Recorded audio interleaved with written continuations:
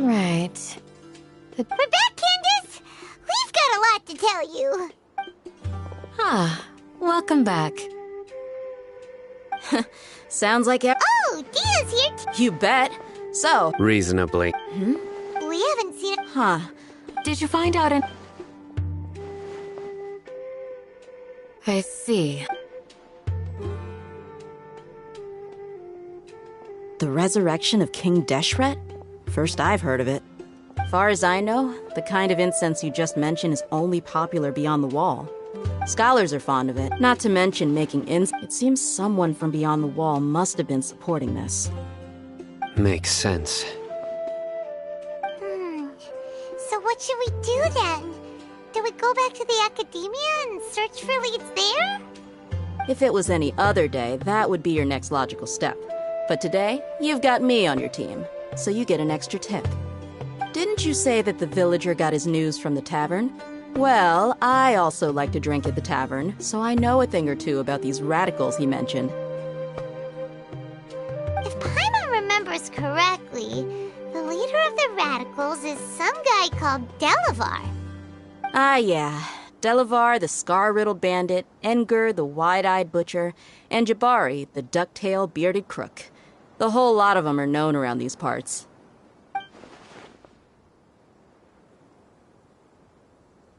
These guys have one thing in common, and that's being broke. The rougher life gets, the more they want to believe in King Deshret.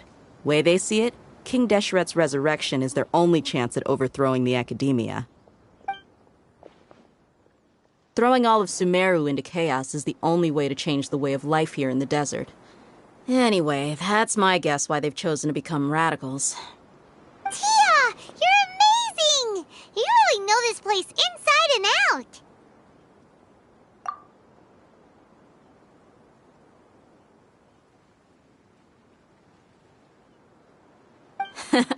No merc can afford to slack off on gathering intelligence. Every mora I've spent in the tavern has been a valuable investment. Let's head out. Now hold on, you're staying right here, Sino.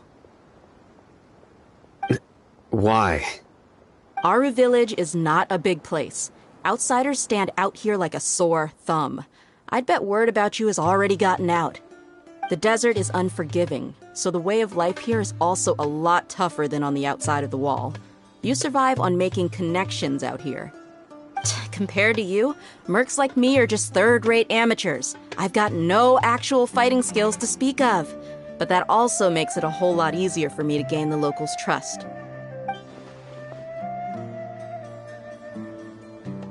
I need to go around and ask some questions, but it'll be difficult if you're with me. Fine. Good. Then we've got a plan. The Traveler and Paimon will go to Caravan Rebot with me, and we'll try our best to figure out where the mad scholars have been taken. Sino, you'll have to stay in the village and continue investigating on your own. All right, sounds like a plan.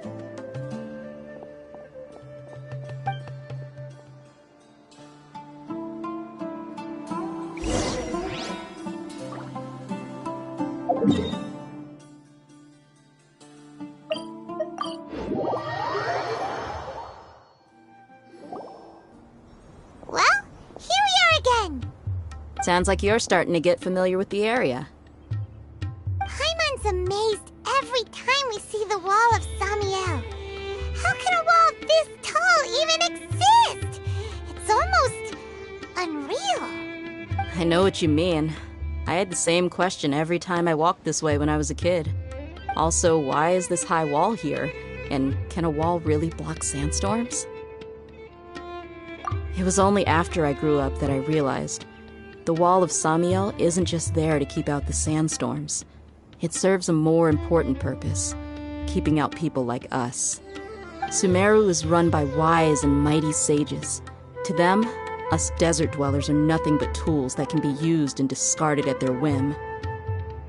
We're cheap labor, like livestock, but easier to control. Nothing more. Even if a child from the desert got the chance to obtain an Akasha terminal, almost all their requests for knowledge would be denied. The academia believes we're underserving. Geniuses like Sataria are one in a million. The other children never get a single chance to try and rewrite their fate. Even though the academia knows very well that we're humans, just as they are. That's terrible. I would tear down this wall with my own hands if I could.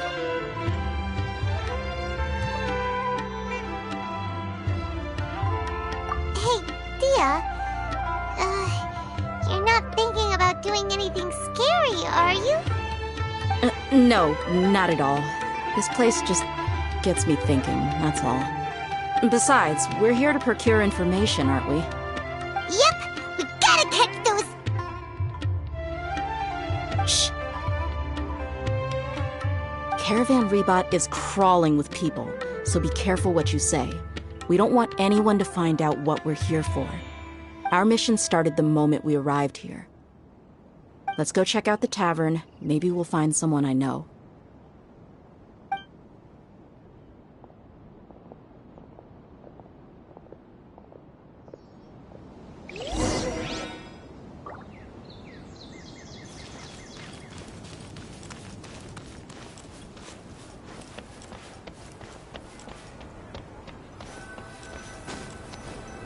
Just our luck.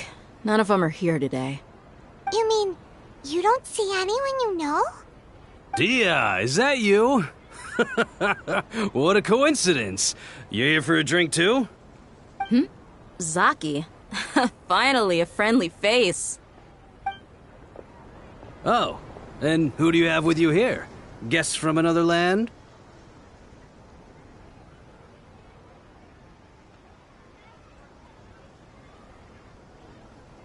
Hello, hello. I'm Zaki. Dia's, how would you put it? Drinking buddy? We've had drinks together a few times. You could say we go back a ways. Anyway, as far as my friends here, they aren't too shabby, are they? You rarely see any Outlanders so friendly and respectful nowadays. Absolutely. Much better than those people on the other side of the wall. So, Dia, are you looking for someone? Yeah. Have you seen Enger, Delavar, or Jabari recently? Of course I have.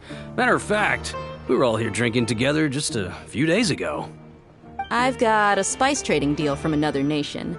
I thought maybe Delavar and his friends might be interested. Know where I could find him? Ah, how thoughtful of you. Then I assume you also know that Delavar's been having a hard time making ends meet these days, so you came here to help him out? Hey, keep it down. Let's just say I prefer to keep this deal a secret. Y'all at Caravan Rebot are like family. If there's more to be made, why not do it together? Besides, Delavar and his friends have muscle. They'd be a good fit for escorting the goods.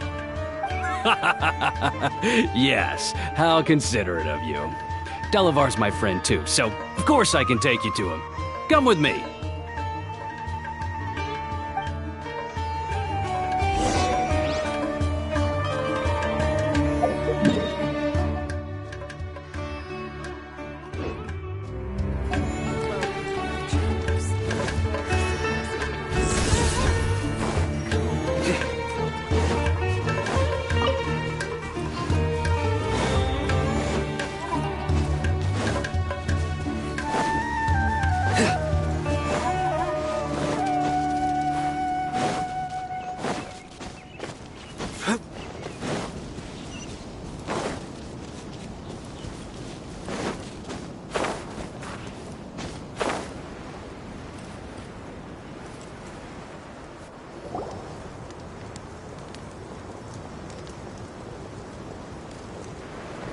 Are we there yet?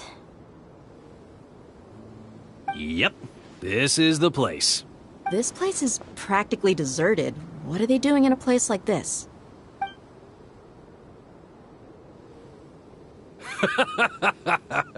Why don't you take a guess? Go on, a wild stab in the dark. You're like lambs to the slaughter. Oh no! It's an ambush! What's this all about, Zaki? Come on, Dia. You really think we didn't hear about what you said back in Aru Village? The boys have kept a close eye on you from the moment you set foot there. Not only do I know that you're looking for Delavar, I also know that you've teamed up with people from the Academia to look for the missing scholars. So, you've been watching us from the very beginning? Uh-oh. Paimon knew leaving Sino behind was a mistake! And you left the strongest one in the village, didn't you? Who do you think you are? You really thought we'd fall for your little business deal nonsense?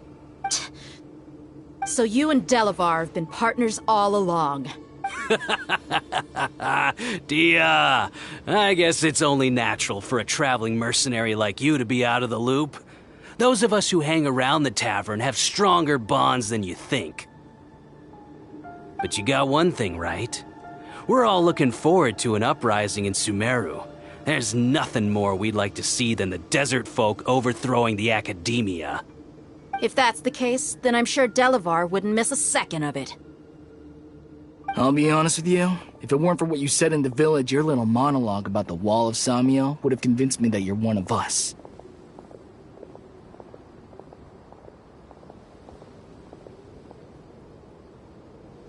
Delavar. And Enger, you're here too, huh?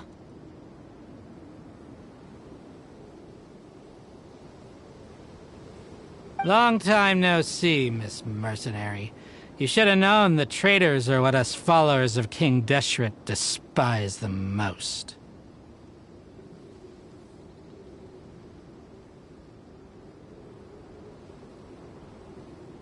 Dia, I thought that you, a fellow desert dweller, would understand why King Deshret is greater than the Dendro Archon. Little did I know, you don't deserve to join us.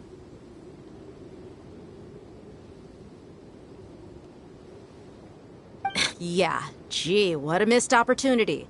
Adopting radical views and kidnapping innocent scholars, all because of some baseless rumors. Anything else I'm missing out on? See? There you have it. Mercenaries are just a bunch of faithless scum with only one thing on their minds. Mora. Pathetic. You're all like a pack of street rats. You're not wrong. Mercenaries are driven by Mora, and my faith lies with whoever's paying me. As long as there's a profit to be made, anyone can become my friend. Enough talking! Get him!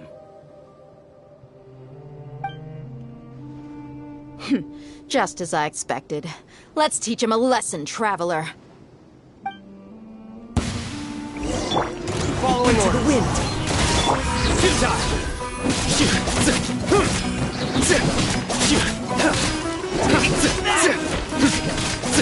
Surrender!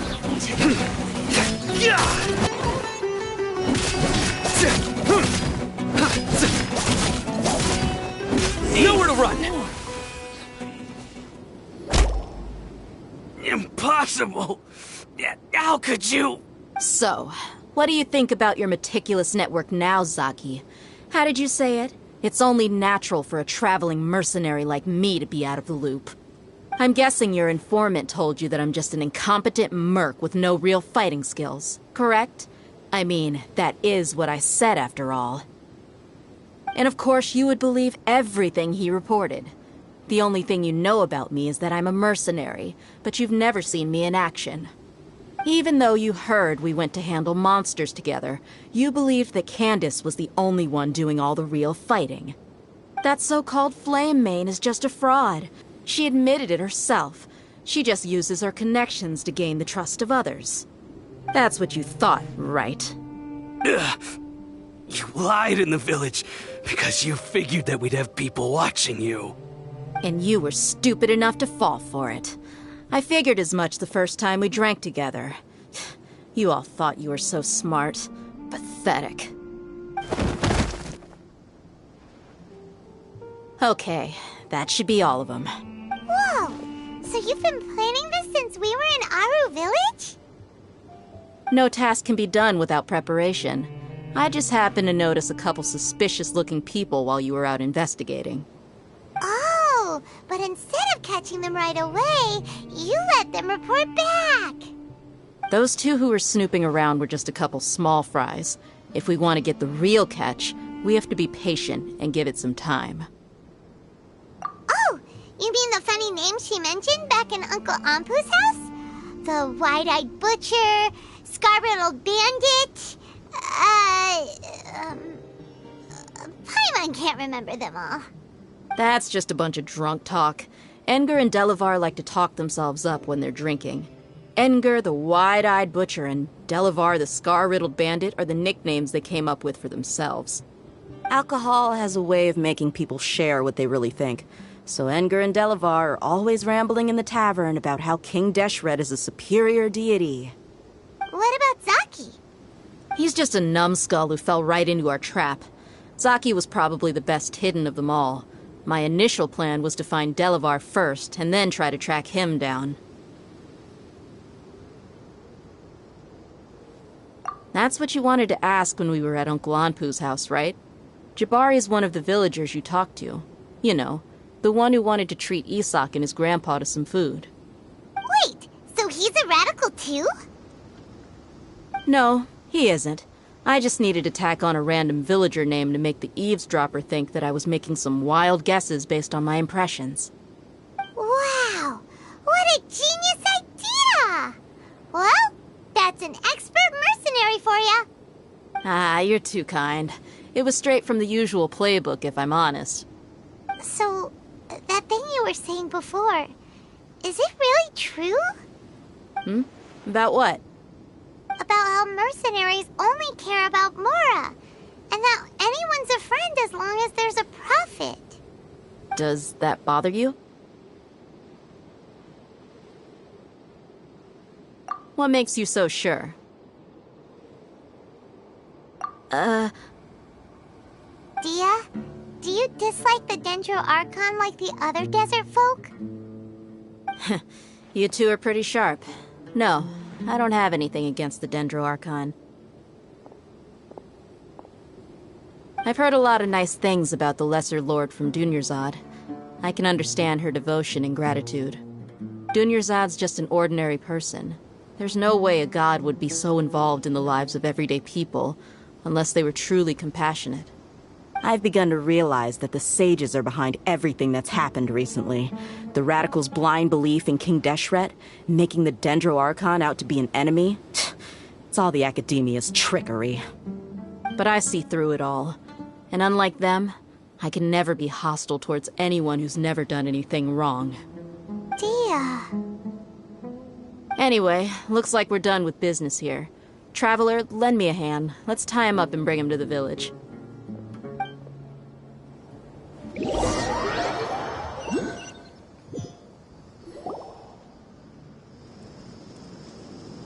This should be all of them. I'll let you take it from here. All right. I'll be in touch. Until then, please stand by. Candace, do you need any help? Candace will be okay on her own.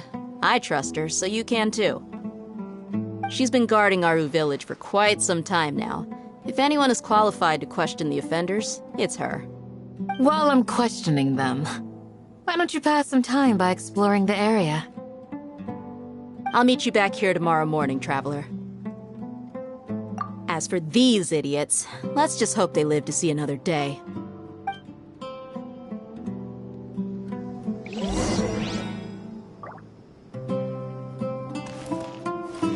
You heard the question. Now answer me.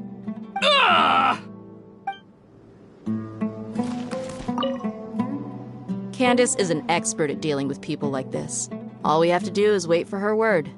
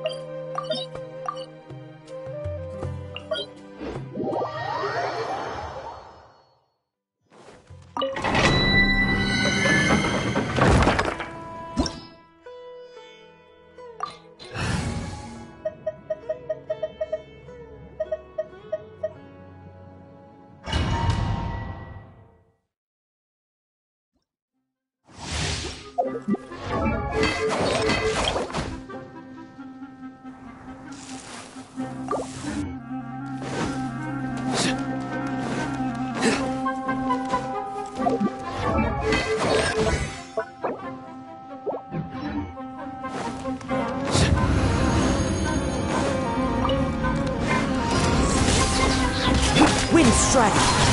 Life goes on. Through me, justice is served. You stand condemned. Their penance is due. You stand condemned. Their penance is due. Good time.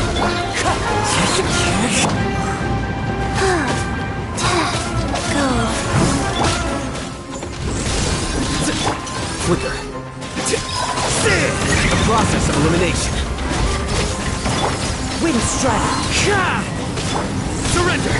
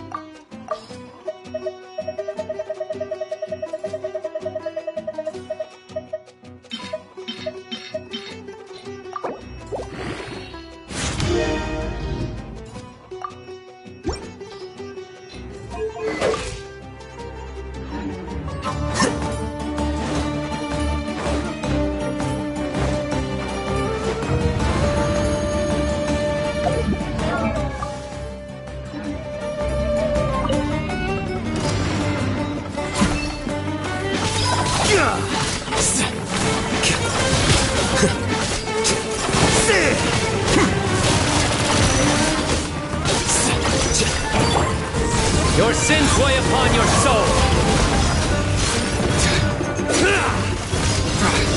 Guilty. Their penance is due.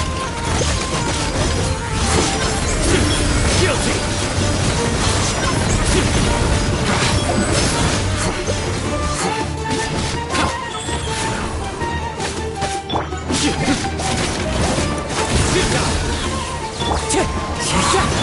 Flicker. Scatter.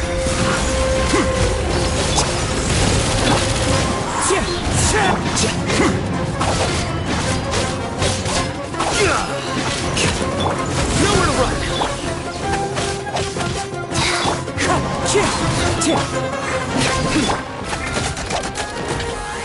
Rise.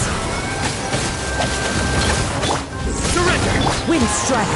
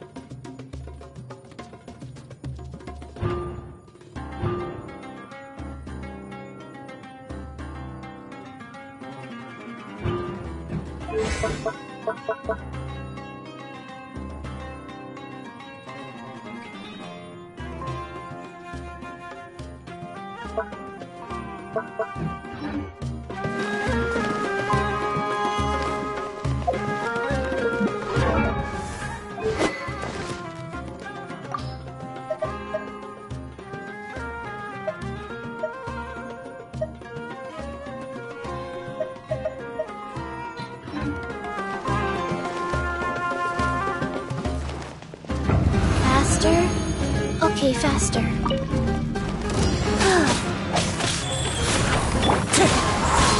As one with wind and cloud!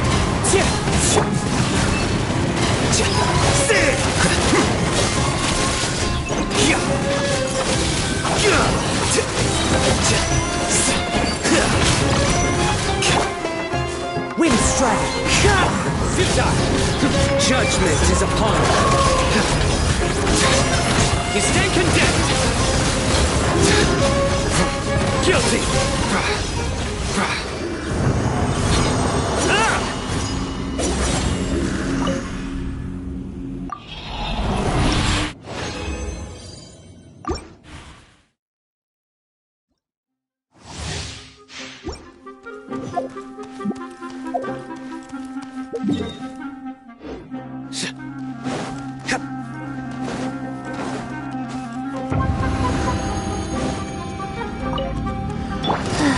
Wheel of life. Surrender! Well now. Here you are. The process of elimination. Fallen leaves, adorn my night, wind strider.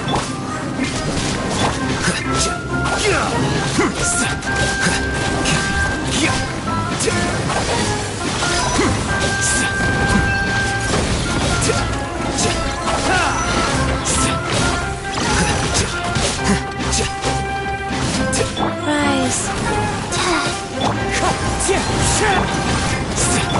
Nowhere to run! Your sins weigh upon your soul! Your penance is due! You stand condemned! Guilty!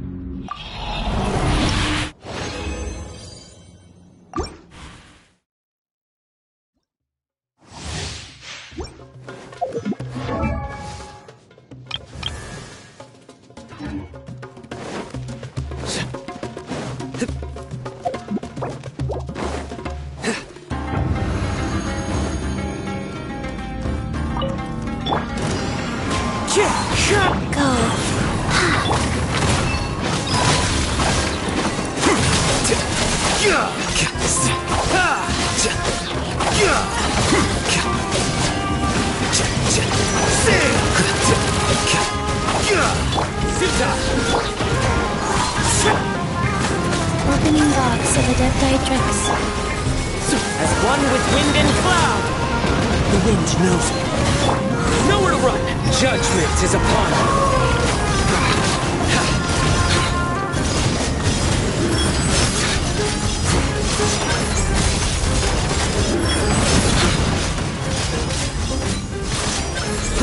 Your penance is due!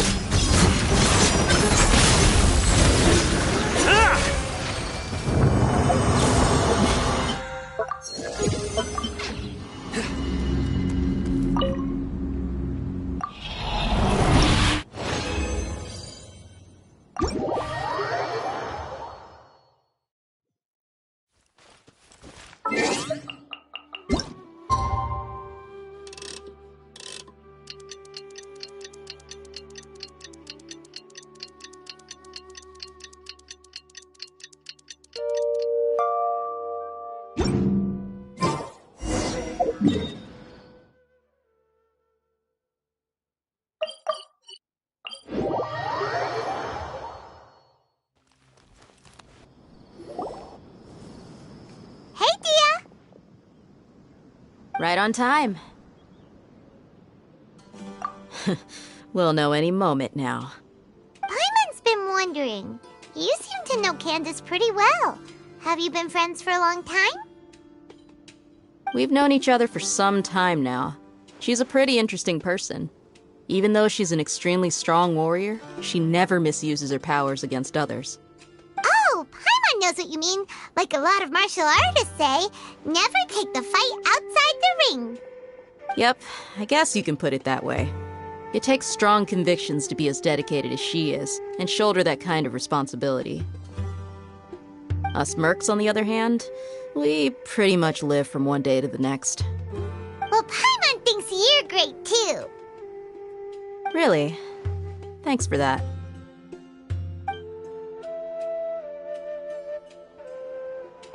Oh, Sino's here, and he's pretty early too. Yes. I was here yesterday to help out a little. To help out?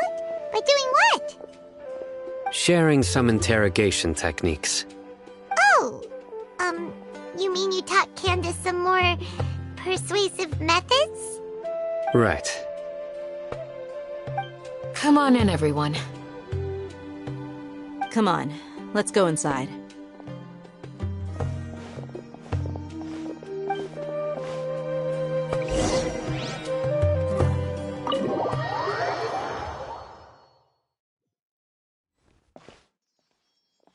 Candace, Whoa, you look furious. Do I? Huh. What gave it away? Oh, there's no mask that can hide true bloodlust. Cover up your eyes, and it'll still show itself at the corners of your mouth. Perhaps I need to work on my composure. Still, it's perfectly understandable why I'm angry. I'm sure everyone present would agree. Yes, ma'am. Please, don't beat us anymore. We're gonna die. Well, looks like Sino taught her well. You fear death yourselves, yet you do not hesitate to place the lives of others at risk. The absurdity is mind-boggling.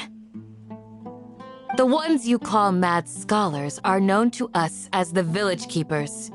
They are vital members of our community, and some even count them as family.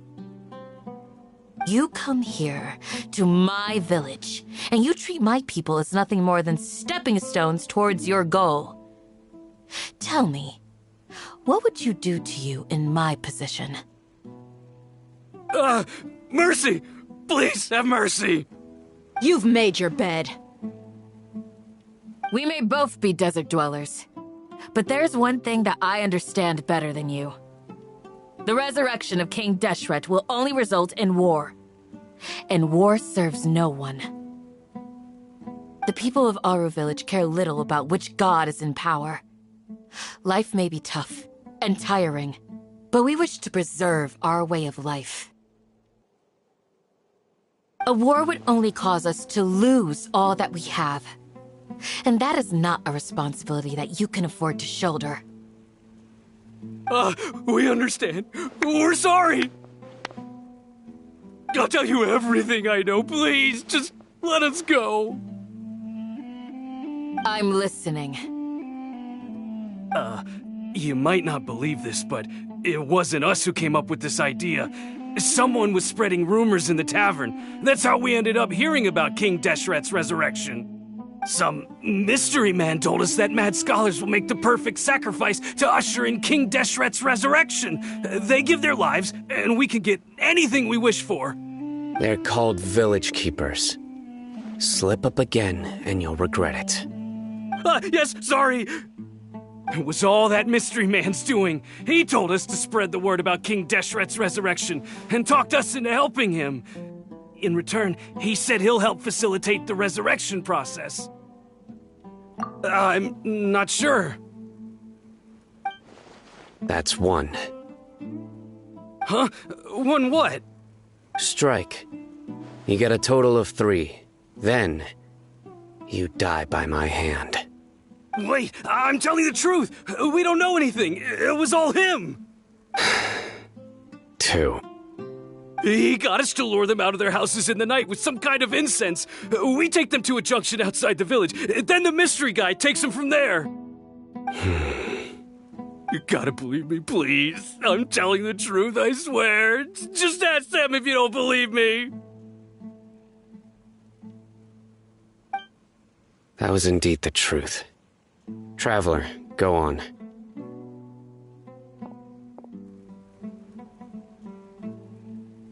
You have to believe me. If I knew that, I would have told you his name right away. I'm not risking another beating to keep his secrets. No way.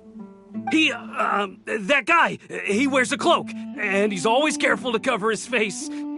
He calls himself King Deshret's envoy. I believe I may know what's going on. Uncle Anpu? What do you mean?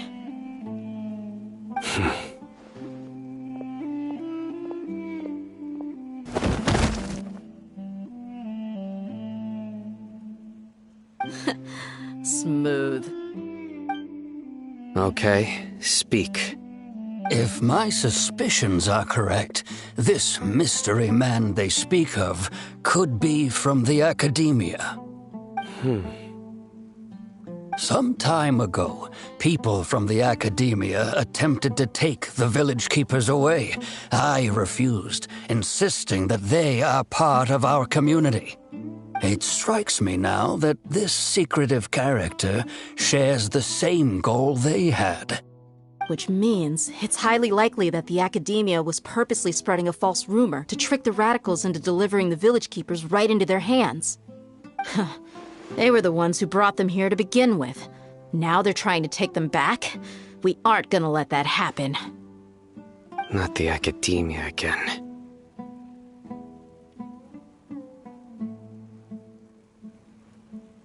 Just as I thought. But what could they want with the village keepers? People are nothing but tools in the eyes of the Academia. A change in their plans likely means they found another way to exploit the scholars. Regardless, our top priority now is locating the village keepers. You're right. Isaka's still waiting for news on his grandpa. Time to go. Let's leave the village and try to track them down. Yes. Pack up and get ready to leave. You got it. Candace, I'll let you deal with the radicals. Leave everything outside the village to us. All right. Let's meet back here once everyone's ready.